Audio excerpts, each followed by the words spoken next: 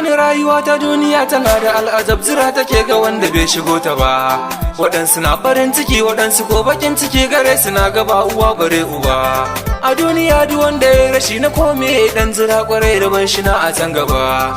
Na yarda ban da arziki amma ba zan bari mutunci na ya je shige fa ko ya fadi ba. Ka kama rabbana ka daina hasada, cikin mu wasu na ganin kamar ba za a mutu ba. Roƙo muke ilahu tsarkake mu, karka bar mu a halin da ba mu iya fidda kanmu ba.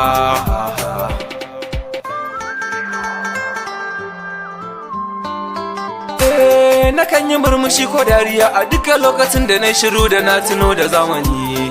Idan ta ne da kai a yau na lura babu shakka gobe ni ma wata rana za ta yi da ni.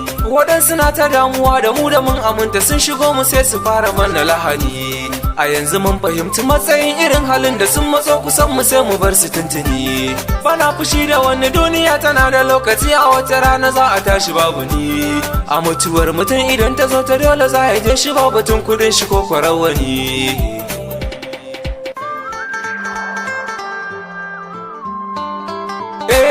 Mai nazari kaɗai yake zama ya duba wanda ya kamata har ya je ya gaida masana.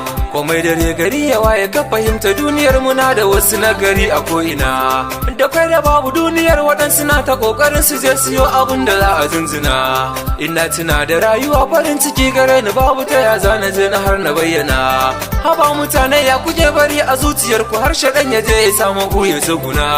A duniya akwai wuya duk wanda ya sani, waɗansu za su je gare shi har su hausana.